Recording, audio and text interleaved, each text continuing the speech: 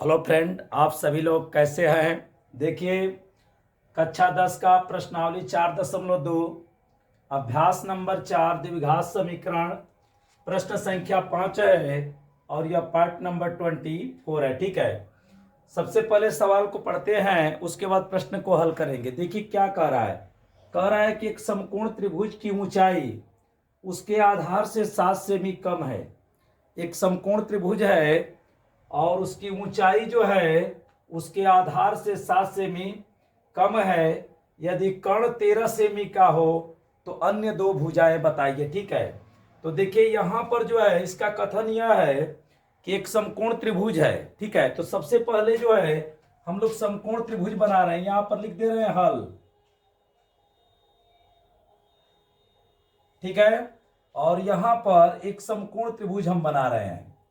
ध्यान से देखिएगा, समकोण त्रिभुज उसे कहते हैं जिसका एक कोण 90 डिग्री का हो। ठीक है, अब इसका नाम रख देते हैं ए बी सी और इसे हम 90 डिग्री लिख दे रहे हैं। ठीक है, 90 डिग्री का मतलब होता है 90 अंश। ठीक है, अब देखिए क्या कह रहा है कि यदि एक समकोण त्रिभुज की ऊंचाई, ठीक है, आधार से 7 सेमी कम है। ऊंचाई जो है, ये जो ऊंचाई है आधार से 7 सेमी कम है। जितना आधार है उससे 7 कम है ऊंचाई। ठीक है, तो हमें तो आधार पता नहीं है। यदि कर्ण 13 सेमी का हो तो अन्य दो भुजाएं ये बताइए। देखिए 90 अंश के सामने की भुजा को क्या कहते हैं? कर्ण कहते हैं। और एक चीज आप समझ लीजिए कि समकोण त्रिभुज में किसी भुजा को आप लंब मान सकते हैं और किसी भी भुजा को आधार मान सकते हैं। समकोण त्रिभुज में सिर्फ एक भुजा फिक्स होती है, उसका नाम होता है कर्ण। ठीक है, क्योंकि कोण पर निर्भर करता है। ठीक है, अब देखिए, अगर देखिए ये लंब है तो 90 के सामने तो कर्ण होगा, फिक्स है। लेकिन अगर इस कोण के लिए कहेंगे तो ये लंब हो जाएगा और ये आधार हो जाएगा। इस कोण के लिए कहेंगे तो ये लंब होगा, ये आधार होगा। आप ट्रिग्नोमेट्री में इसका अध्ययन करेंगे। ठीक है, तो कर्ण कितना है? 13 सेमी है। तो इसे जो है हम लंब कह देते हैं और इसे आधार कह देते हैं। आधार। देखिए सबसे पहले तो हम ये समझेंगे कि इस प्रश्न में करना क्या है। तो इस प्रश्न में आपको ये करना है कि कर्ण 13 सेमी का है, तो एक भुजा 13 सेमी का है, शेष दो भुजा का माप आपको बताना है। तो देखिए एक समकोण त्रिभुज की ऊंचाई, जो ये ऊंचाई है आधार से 7 सेमी कम है। जितना आधार है उससे 7 सेमी कम है, लेकिन हमें यह पता नहीं है कि वो आधार कितना है। ठीक है, तो सबसे पहले हम आधार को मानते हैं। ठीक है, माना समकोण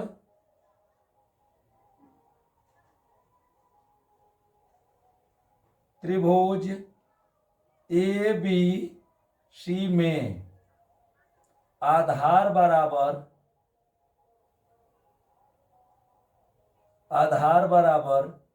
x सेमी मान लीजिए। ठीक है, x सेमी, ये आधार कितना हो गया? x हो गया। तो जब आधार x हो गया तो आधार से ये लंब 7 क्या है? कम है, तो ये हो जाएगा x माइनस 7। ठीक है, अब क्या करेंगे कि हम लोग पाइथागोरस प्रमेय लगाएंगे। ठीक है, त्रिभुज, समकोण त्रिभुज ए बी सी में क्या होगा? तो कर्ण का वर्ग, देखिए AC का वर्ग लिख दे रहे हैं पाइथागोरस प्रमेय से। नियम क्या है? तो पाइथागोरस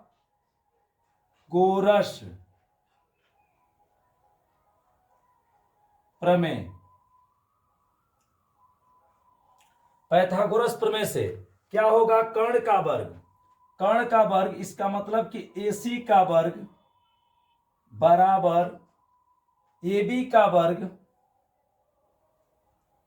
प्लस ये BC का वर्ग। तो AC कितना है? 13 है। 13 का वर्ग बराबर AB कितना है?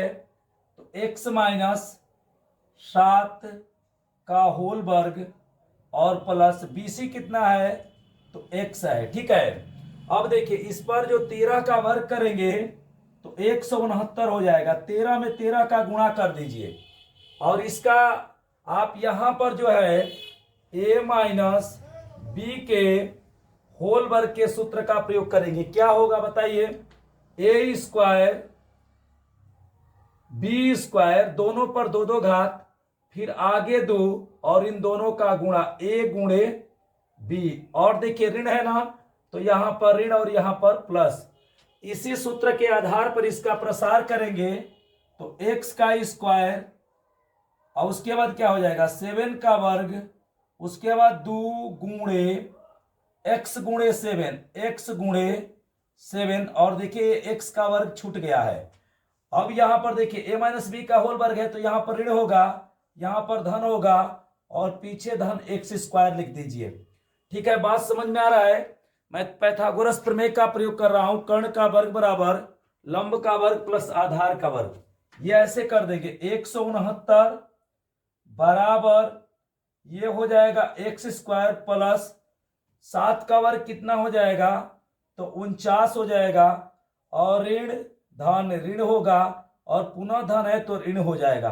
दूर साथे कितना हो जाएगा 14 और x प्लस ये हो जाएगा x स्क्वायर। सही है, समझ में आ रहा है। देखिए इस एक समकोण त्रिभुज ये करके और आपको 3 भुजाएं इसमें से पूछा है और 2 भुजाएं आपको दिया है। ठीक है, एक भुजा दिया है कर्ण, तो सबसे पहले मैंने फिगर बनाया, आधार को x माना और जितना आधार है उससे 7 मैंने कम लंब माना, इसलिए मैंने घटा दिया और कर्ण कितना है, तो 13 है। अब पाइथागोरस प्रमेय से देखिए यहां पर अब क्या करेंगे, x स्क्वायर या x स्क्वायर या 2x स्क्वायर, ठीक है, और माइनस 14 लिख दे रहे हैं 14x और प्लस क्या हो जाएगा 49 और 169 को इधर कर दे रहे हैं ऋण 169 बराबर क्या हो गया 0। ठीक है, कोई दिक्कत। अब यहां क्या करेंगे कि 2x स्क्वायर, देखिए इन सभी को इधर यहां से इसको पक्षांतर कर दिए हैं, माइनस 14x और 169 में से ये 49 घटेगा तो 9 में से 9 जाएगा। चलिए यहां घटा देते हैं, 169 में से 49 को जोड़ना है, ये ऋण में है और ये धन में है, तो घटाने के बाद 9 में से 9 गया 0 और 6 में से 4 गया 2 और यहां पर 1 और इसके साथ प्लस चिन्ह है और इसके साथ माइनस है, तो माइनस वाला बड़ा है तो ऋण 120।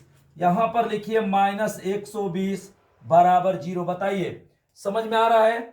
उसके बाद देखिए क्या करते हैं, अब इसे मिटा दीजिए। ठीक है, अब यहां पर अगर इसे छोटा करना चाहते हैं तो 2 कॉमन ले लीजिए, तो ऐसे हो जाएगा x स्क्वायर माइनस 7x ऋण 60 बराबर क्या हो गया, यहां पर ऐसे 2 आपने कॉमन लिया और 2 जब कॉमन लिए हैं तो यहां पर आपका कितना हो जाएगा, तो 0। ठीक है, x square minus 7x minus 60 बराबर 0 बटा में 2, तो x square minus 7x minus 60 बराबर 0 में किसी संख्या से भाग देते हैं तो 0 होता है। ठीक है, अब देखिए ये द्विघात समीकरण बन गया है। अब द्विघात समीकरण को हम लोग द्विघात के सूत्र पर तोड़ेंगे। ठीक है, शुरू वाले पद का अंतिम वाले पद के साथ गुणा कर दीजिए, माइनस 60 गुणे एक्स स्क्वायर। अब क्या करेंगे, जो गुणा करने पर आया है 60 एक्स स्क्वायर, इसे 2 जगह खंड करेंगे। तो बताइए एक्स स्क्वायर, इसका मतलब एक्स कितना, तो 2, तो एक एक्स यहां पर लिख दीजिए और एक एक्स यहां पर लिख दीजिए और 60 का खंड करेंगे तो 1 हो जाएगा और 60 हो जाएगा। किसी भी संख्या का यदि खंड करते हैं तो वह संख्या और 1 हमेशा होता है, माने किसी भी संख्या का कोई भी संख्या हो तो 1 और वह संख्या हमेशा खंड होती है। 60 का देखिए यहां पर मैं खंड करके दिखा रहा हूं, सबसे छोटी संख्या 2 से कटाइए 30 होगा, तो यहां पर 2 और 30 भी इसका खंड होगा। पुनः 2 से कटाइए 15 होगा, तो 2 दूना के 4, 4 और यहाँ पर क्या हो जाएगा 15, पुनः 3 से कटाइए तो 3 5 15, 2 दूना के 4 और 4 और तिया के क्या हो जाएगा 12, तो 12 और 5 होगा और पुनः 5 से कटाएंगे तो 5 एकम में 5 हो जाएगा, तो 2 दूना के 4 तिया के 12 5 60 और 1 लिखे हैं हम। ठीक है, अब क्या करेंगे इसमें जो है एक देखिए यहां पर यह ऐसे हो जाएगा, देखिए एक खंड और इसमें होगा, देखिए यहां पर 2 तिया के 6 और 5 दूना के 10, 6 और 10 भी इसका खंड होगा। ठीक है, अब देखिए ये सभी खंड किसके हैं तो 60 के हैं, तो क्या ये सभी खंड सही हैं? इसमें का कोई एक ही खंड सही होगा इस प्रश्न के लिए, लेकिन यह 60 का खंड है। तो अब क्या करेंगे आप समझ रहे हैं, देखिए इसमें का कौन सा सही है, पहले गुणा करिए, 1 में 60 का गुणा करेंगे 60, 2 में 30 का गुणा करेंगे 60, 4 में 15 का गुणा करेंगे 60, 12 में 5 का गुणा करेंगे 60 होगा, 6 में 10 का गुणा करेंगे 60 होगा। तो ये तो क्लियर है कि ये सभी खंड जो हैं 60 के हैं। ठीक है, लेकिन इसमें से कौन सा खंड सही है इस बात का पता करने के लिए इसे जोड़िए, जोड़ने पर 61 होगा, घटाने पर 59 होगा, ये गलत है, हमें 7 चाहिए, 7 आ जाएगा तो वही खंड सही होगा। 2 में 30 जोड़िए 32 होगा, घटाएंगे 28 होगा, 7 चाहिए। 4 में 15 जोड़िए 19 होगा, 15 में से 4 घटाएंगे 11 होगा, ये भी गलत है। 12 में से 5 जोड़ दीजिए, देखिए 17 हो जाएगा, और 12 में से 5 घटा देंगे तो 7 हो जाएगा, तो ये खंड सही है। क्योंकि देखिए 12 में 5 जोड़ते हैं तो ये मध्य पद नहीं आता है 7, 17 हो जाता है, लेकिन यदि घटा देते हैं तो क्या हो जाता है 5 हो जाता है, इसलिए यह क्या है सही है। अब 6 में 10 जोड़ेंगे तो 16 होगा, घटाएंगे तो 4 होगा, तो ये 12 और 5 सही है। तो इस दोनों खंडों में एक जगह पर 12 लगा दीजिए और एक कहीं पर 5 लगा दीजिए। ठीक हो गया, अब आपका खंड हो चुका है, अब आपको चिन्ह लगाना है। तो चिन्ह लगाने के लिए इस गुणनफल के पास देखिए, अगर गुणनफल माइनस में होगा तो एक खंड के पास प्लस लगेगा और एक खंड के पास माइनस, यह बात मध्य पद पर निर्भर करेगा। यहां पर माइनस है तो बड़े वाले के साथ माइनस और छोटे वाले के साथ प्लस लगाएंगे। ठीक है, अगर यहां पर देखिए माइनस होता, अगर यहां पर प्लस होता तो बड़े वाले के साथ प्लस और छोटे वाले के साथ ऋण लगाते। अगर यहां पर प्लस में होता तो दोनों खंडों के पास या तो प्लस लगाते या दोनों खंडों के पास माइनस, इस पर इस मध्य पद पर निर्भर करता। ठीक है, अब देखिए ये दोनों जो खंड है मध्य पद के लिखेंगे, x square minus 12x plus 5x minus 60 बराबर 0। अब क्या करेंगे, दो में से कॉमन लेंगे, x कॉमन ले लिए तो x हो गया और माइनस 12, और यहां से धन 5 कॉमन ले लीजिए तो ये x माइनस क्या हो जाएगा 12 इक्वल टू 0। और इस तरह से ये जो हमारा खंड है, ये जो सवाल हम बना रहे हैं ये हमारा सही बन रहा है, क्योंकि दोनों कोष्टक में समान प्रकार की संख्या आई है और उसका चिन्ह भी क्या है समान है। कॉमन को एक में करिए, x प्लस 5 और एक में हो जाएगा x माइनस 12 बराबर 0। देखिए यदि इस द्विघात का, ये जो द्विघात है जिसको आपने हल करके ये लाए हैं, ये द्विघात जो लाए हैं, अगर इसका गुणनखंड पूछता तो यही आंसर हो जाता। लेकिन जानते हैं आपसे क्या पूछा है, आपसे तो भुजा पूछा है। तो एक बार x प्लस 5 बराबर 0 और x माइनस 12 बराबर 0, क्योंकि द्विघात समीकरण के 2 शून्यक होते हैं, जो खंड आता है उसी खंड के बराबर 0 लिखते हैं हम लोग। क्योंकि देखिए अगर इसके बराबर लिखना हो तो इसका गुणा है तो 0 में भाग दे देंगे, तो 0 बटा यह हो जाएगा ऐसे x प्लस 5 ऐसे हो जाएगा। देखिए x प्लस 5 और यहाँ पर है x माइनस 12 बराबर 0। कभी कभी बच्चों को यह समस्या होता है कि सर कैसे लिख दीजिए, मान लीजिए इसके बराबर लिखना है x प्लस 5 बराबर 0 बटा में x माइनस 12, इसका गुणा है तो भाग हो जाएगा, तो x प्लस 5 बराबर आपका क्या हो गया, 0 हो गया। अगर इसके बराबर लिखना हो तो x माइनस 12 बराबर 0 बटा में ये हो जाएगा x प्लस 5, ये बटा में चल जाएगा क्योंकि गुणा में है तो भाग हो जाएगा, और x माइनस 12 बराबर क्या हो गया, 0 हो गया। इस आधार पर हम यहां पर दो शून्यक आपका लिखे हैं, तो आप ऐसे करेंगे, x बराबर, इसको पक्षांतर करिए -5, x बराबर 12 हो जाएगा। ठीक है, अब देखिए x बराबर -5, x बराबर 12। अब हम करेंगे क्या कि x बराबर -5 को छोड़ देंगे क्योंकि भुजा जो है ऋण में नहीं होती है, तो इसमें का इस आंसर को छोड़ेंगे, x बराबर 12 लिखेंगे, x बराबर -5। ठीक है, गणना में नहीं लेंगे, गणना में नहीं लेंगे क्योंकि भुजा ऋण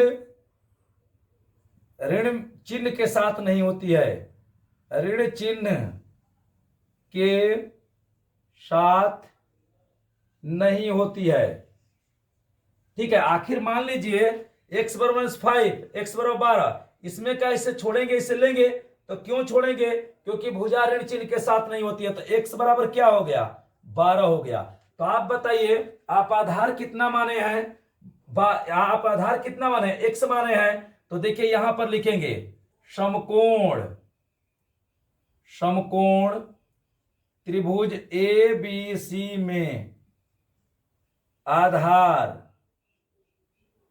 बराबर कितना हो गया, x माने है ना, तो x बराबर क्या हो गया, 12 सेमी, ये आपका आंसर हो गया। ठीक है, और बताइए ऊंचाई कितना हो जाएगा, ऊंचाई या लंब कहिए, या यहां पर लंब लिख दीजिए, लंब AB का मान कितना हो जाएगा, तो बताइए लंब आपका कितना है, x माइनस क्या है, 7 है, तो x बराबर आपका 12 आया है, तो इस x के जगह पर 12 रख दीजिए, 12 माइनस 7 तो हो जाएगा 5, तो लंब कितना हो गया 5, और आधार कितना हो गया 12, और बताइए कर्ण कितना है आपका, कर्ण तो ऑलरेडी 13 दिया है।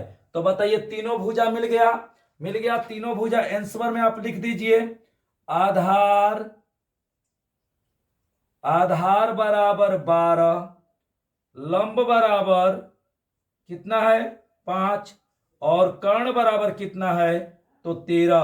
अब यहां पर आप क्या रखेंगे, यहां 12 रखेंगे, यहां 12 रख के 7 घटाएंगे तो 5 होगा, और पाइथागोरस प्रमेय लगाएंगे तो लंब का वर्ग प्लस आधार का वर्ग बराबर कर्ण का वर्ग होगा। नेक्स्ट अगले पार्ट में।